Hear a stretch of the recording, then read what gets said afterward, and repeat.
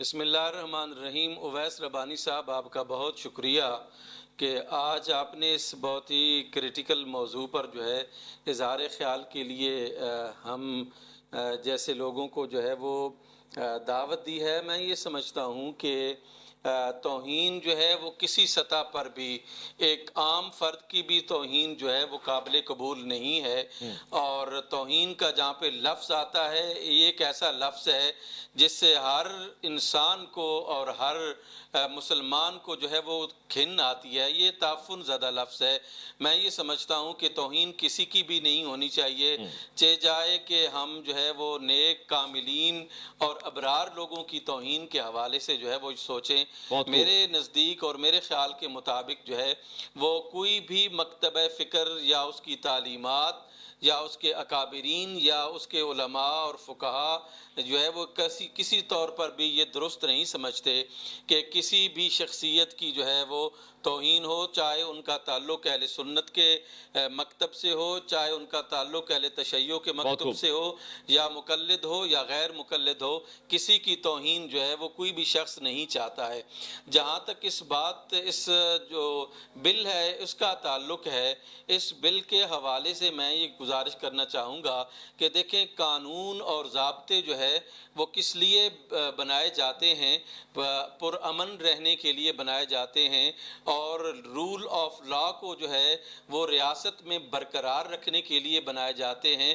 لیکن اگر کسی قانون اور ضابطے یا بل یا ایکٹ کی وجہ سے وہ اس سکون اور وہ امن جو ہے وہ داؤ پر لگ جائے تو میں یہ سمجھتا ہوں کہ پھر وہ ٹیبل کرنے والوں کو بھی سوچنا چاہیے اور وہ پاس کرنے والوں کو بھی سوچنا چاہیے کہ جو مقصد اس بل سے ہم حاصل کرنا چاہ رہے ہیں وہ کیا ہم اس بل سے جو ہے وہ حاصل کر سکیں گے۔ ٹھیک ہے۔ میں یہ سمجھتا ہوں کہ اس بل پر جو ہے وہ ہمارے جو اہل تشیع بھائی ہیں اور دیگر جو لوگ ہیں، جس طرح اس کو پاس کیا گیا اور ٹیبل کرنے والے شخص کی خواہش جو ہے وہ سامنے آئی ہے کہ وہ یہ چاہتے تھے کہ اس بل کو میں بہت ہی جو ہے وہ انڈر کور جو پیش کروں تاکہ کسی کو جو ہے وہ اس کا پتہ نہ چلے، تو اس سے نیتوں کا اظہار ہوتا ہے جی کہ آپ جو ہے وہ جینونلی یہ چاہتے ہیں کہ اس ملک میں جی امن و سکون بپا رہے۔ کیا آپ جینونلی یہ چاہتے ہیں کہ اس ملک میں جو ہے وہ مکاتب فکر آپس میں لڑائی جو ہے وہ نہ کریں اور ایک دوسرے کے ساتھ دست و گریباں نہ ہوں؟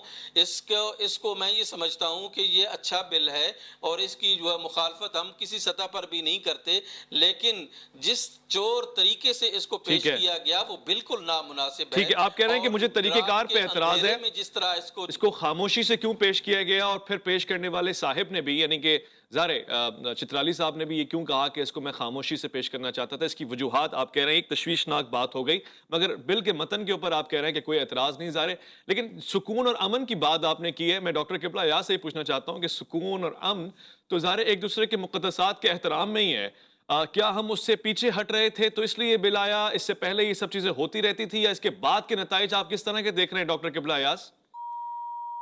ڈاکٹر صاحب سے میرے خیال اس وقت رابطہ منقطع ہو گیا ہے، اور میں چاہوں گا کہ دوبارہ سے کال لگائی جائے۔ بہت اہم موضوع ہے، اگر ان اکابر اور ان بزرگ لوگوں سے ہم نے رائے نہ لی، نظریاتی طور سے بھی نہ سمجھا اس کو، تو پھر ہم کیسے اس کو سمجھ پائیں گے؟ مفتی گلزار نعیمی صاحب نے ایک بات کی ہے کہ بل پہ مجھے اعتراض نہیں ہے اور کسی کو بھی نہیں ہونا چاہیے، مگر اگر کسی کو ہے تو اس سے وجوہات لینی چاہیے۔ لیجئے وجوہات لیتا ہوں۔ علامہ امین شہیدی صاحب تشریف فرمائے، بہت ہی بہترین طریقے سے نمائندگی فرماتے ہیں۔ میں ان سے پوچھنا چاہتا ہوں علامہ صاحب، آخر آپ کو اعتراض کیا ہے اس بل کے اوپر؟ آپ کو تو خوش ہونا چاہیے، آپ تو خود کہتے ہیں کہ مقدسات کی توہین ہمارے یہاں ہے ہی نہیں، ہم کرتے ہی نہیں، اب آپ کا اعتراض کس بات پہ ہے؟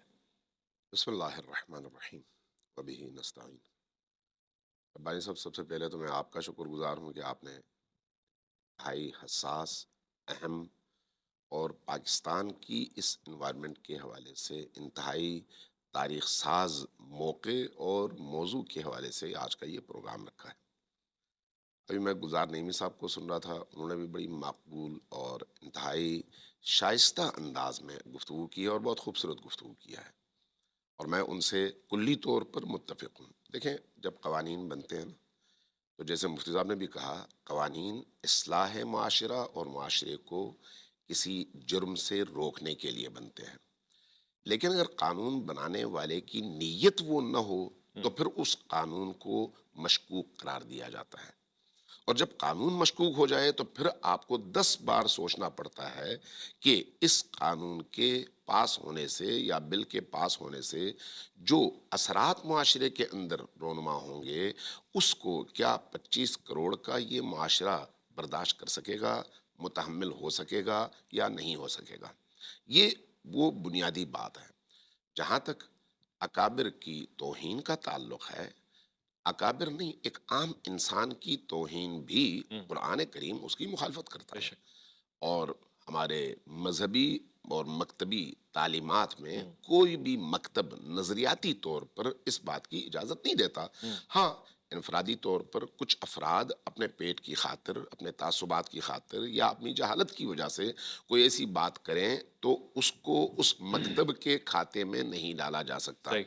اور ہمارے سامنے جو ہے 70 سالہ ماضی ہے پاکستان کا، یہاں پر دیوبندی بریلوی لڑائیاں عروج پر رہیں، اہل حدیث اور بریلوی لڑائیاں عروج پر رہیں، شیعہ اور سنی کے نام سے دیوبندی شیعہ، سپاہ صحابہ شیعہ کلیشز عروج پر رہے۔ اگر ان تمام چیزوں کا آپ جائزہ لیں تو آپ محسوس کریں گے کہ پاکستان کا جو معقول اور دلیل سے بات کرنے والا طبقہ تھا وہ کبھی بھی اس طرح کے جھگڑوں کا حصہ نہیں بنا۔ ہاں، وہ لوگ ضرور حصہ بنے جن کے پیٹ کا مسئلہ تھا یا جو جاہل تھے اور اپنے تعصبات کے کنویں میں محدود اور بند تھے۔ اب آتے ہیں اس بل کی طرف۔ میں اس بل کے حوالے سے سب سے پہلے تو یہ عرض کروں کہ یہ کوئی نیا بل نہیں ہے۔ یہ 80s میں سپاہ صحابہ نامی ایک دہشت گرد جماعت جس کو بعد میں ریاست نے ممنوع قرار دیا اور اس کو بین کر دیا، اس کی دہشت گردیوں کی وجہ سے اس جماعت کے آن جہانی لیڈر کا پیش کردہ بل ہے۔ جب اس کی بنیاد ہی ایک فساد کے مرکز سے اٹھے تو اس کی نیت پر کیا، اس کے کسی بھی ایکٹ کے حوالے سے شک اور شبہے کی نگاہ سے ہی اس کو دیکھنا چاہیے کہ نیتوں میں کہاں کہاں فطور ہے۔ سب سے پہلی بات تو یہ ہے۔ دوسری بات یہ ہے کہ جب یہ اسمبلیوں میں پیش ہوا تو اس سے پہلے ظاہر ہے قومی اسمبلی میں ڈیبیٹ کی گئی اور اس طرح کے کسی بل کو منظوری نہیں ملی، سینٹ میں بھی منظوری نہیں ملی، ٹھیک ہے۔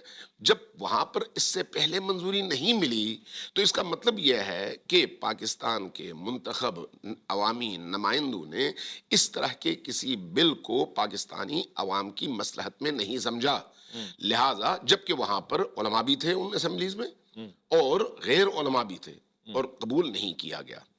آج یہ بل پیش بھی کیا گیا اور منظور بھی کیا گیا۔ اب جس طرح سے منظور کیا گیا خود یہ 1000 سوالات کو جنم دینے کا باعث ہے۔ اچھا، وہ جو 400 کی اسمبلی ہے، ٹوٹل 8 بندے بیٹھے ہوئے تھے قومی اسمبلی میں اور ان 8 بندوں نے خاموشی سے سائن کر دیے اور بل پاس ہو گیا۔ مجھے یہ بتائیں کہ کس بین الاقوامی اور پاکستانی قانون کے تحت کوئی ایسا اخلاقی جواز بنتا ہے کہ 25 کروڑ عوام کے لیے 8 افراد بیٹھ کر ایک بل پر سائن کریں اور اس کو قانون کا درجہ دیں اور باقی جو تقریباً 350 سے اوپر نمائندے ہیں ان کو علم ہی نہ ہو؟ سب سے پہلا تو یہیں سے پتہ چلتا ہے کہ یہ ایک فساد کی بنیاد رکھنے والا بل ہے، اس کا معاشرے کی اصلاح سے کوئی تعلق نہیں ہے۔ اور دوسرا، بل پیش کرنے والا مولوی چترالی، اس نے خود اپنی زبان سے کہا کہ میں تو چھپ کر پیش کرنا چاہتا تھا۔ اس کا مطلب ہے وہ چور تھا، اس کا مطلب ہے وہ 25 کروڑ عوام کے حقوق پر ڈاکہ ڈالنا چاہتا تھا، اس لیے چھپ کر کرنا چاہتا تھا۔ جو بندہ دلیل کے ساتھ بات کرتا ہے وہ میدان میں کھڑے ہو کے بات کرتا ہے، چھپ کر نہیں۔ چھپ کر چور کرتے ہیں، ڈاکو کرتے ہیں، بدنیت کرتے ہیں۔ یہ اس لیے بھی دوسری بات یہ ہے کہ اس نے ایک بہت بڑا جرم کیا۔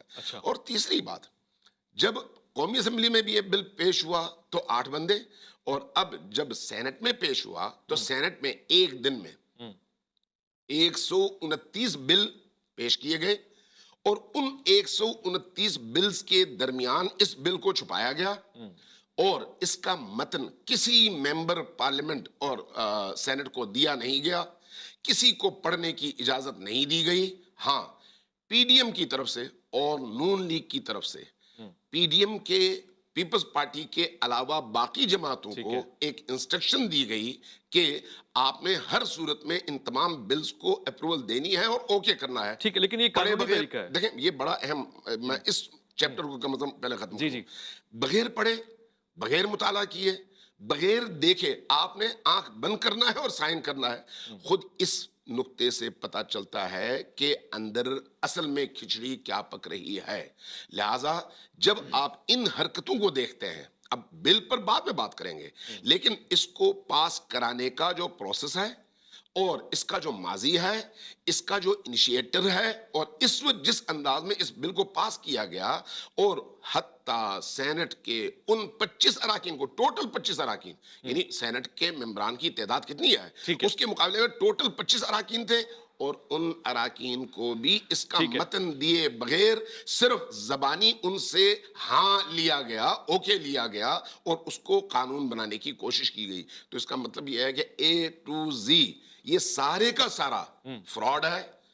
اس پاکستان کے 25 کروڑ عوام کے حقوق پر ڈاکہ ہے اور چور بازاری ہے. میں علامہ صاحب آپ کا موقف لیا اور میں مزید آپ سے سوالات بھی کرتا ہوں. اس پہ جزوی طور سے تو میں اختلاف کر سکتا ہوں اور میں کہہ سکتا ہوں جی قانون کو تو نہیں توڑا گیا، قانون کے حساب سے یہ کارنامہ ہوا ہے. مطلب اگر قانون اجازت دیتا ہے 8 ہوں یا 100 ہوں یا 400 قانون اجازت نہیں دیتا. کہاں دیتا ہے؟ یہ میں نے مجھے یہ بتائیں کہ 400 بندوں میں سے 8 بندے ہو تو قانون اجازت دیتا ہے کہ وہ قانون بن جائے گا؟ بل تو پاس ہو جائے گا نا. کیسے ہو جائے گا جب وہ ووٹ ہی نہیں کریں گے تو کیسے پاس ہوگا؟ اچھا میں نے ایک اسمبلی کے اندر جب ووٹنگ ہوتی ہے تو کم از کم 51% اراکین کو ایک بڑے ایشو کے حوالے سے ووٹ دینا پڑتا ہے، اور عام ایشوز میں کم از کم بھی 33-34% اراکین کو ووٹ دینا پڑتا ہے. یہاں پر کون سی ایسی تعداد آپ کو نظر آئی ہے؟ وہ 400 میں سے 8 بندے، اور ادھر 80-85 میں سے آپ کے پاس ٹوٹل 25 بندے، اور وہ 25 بندے بھی اس کے متن سے بالکل نا آگاہ، نا آشنا، لا علم. یہ کون سا قانونی طریقہ؟